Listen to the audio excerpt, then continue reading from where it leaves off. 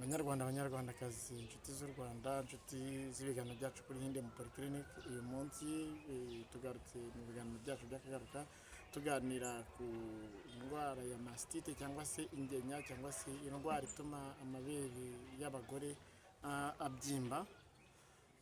Mu kuri ubushakashatsi bugaragaza ko abagore 15% nyuma yo kubyara bamwe bashobora kugira ingaruka zo kubyimba amabere. Amabere icyo gihe yamaze kubyimba akaba acika, bikaba bijyana akenshi na kenshi. Impamvu ya mbere akaba ari uko abagore baba batabonye umwanya wo konsa abana babo, mbese uburyo bwo konsa neza abana nyuma yo kubyara. Hari kandi bafite amashereka menshi, birumvikana hari kutonsa neza, hari kuba ababyeyi bafite amashereka menshi abana ntibashobore konka neza, hari ukwambara imyenda ibahambiye amabere cyangwa se mu gatuza, hari ukubyimba amabere. Abantu bagira amabere manini bagapfa kubyimba, bikaba byatera indwara ya mastite. Hari infection, bimwe mushobora gutera iyo ndwara, hashobora kuboneka infection cyangwa se ka imwe gusa iza iri exceptionnel, nuko birogwa. Rero akenshi tukaba tuvura ayo mabere, yaba aroze cyangwa se ataroze, ari ukuza kubera izo ngaruka twavuze zo kutonsa neza, cyangwa se ibindi bimenyetso nk'ama-infection cyangwa se gucutsa imburagihe cyangwa se kubyimba amabere, cyangwa se imyanda, imyenda ihambiriye mu gatuza cyangwa se hambira amabere, nabyo bitera icyo kibazo.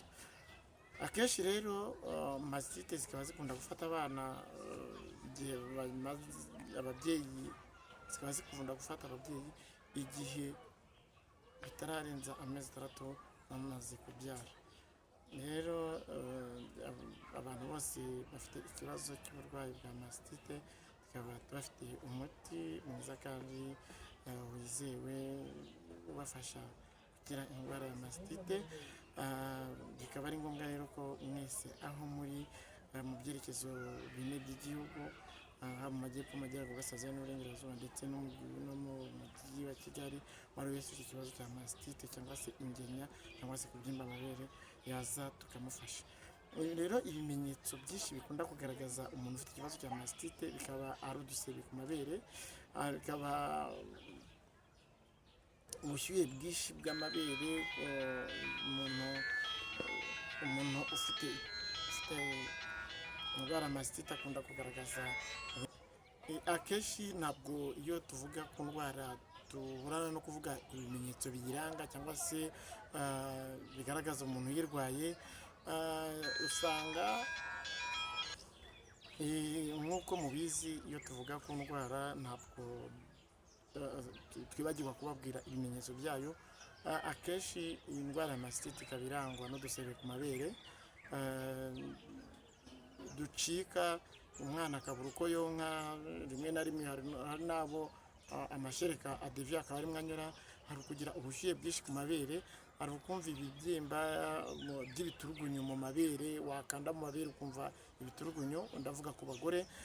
Hari abagore bakunda kugira ikibazo cy'ibicurane iyo barwaye mastite, cyangwa se kumva amabere ababaza cyane, wayakoraho karesi ukumva ababaza cyane. Nibyo rero ibimenyetso bimwe biranga uburwayi bwa mastite. Tukaba rero twebwe nk'abavuzi tuvura mastite mu gihe gito cyane kandi kitarambiranye kandi neza. Ni karibu rero kuri Hinde mu Polyclinic, muze tubahe umuti kandi twafashe gukira iyo ndwara ya mastite.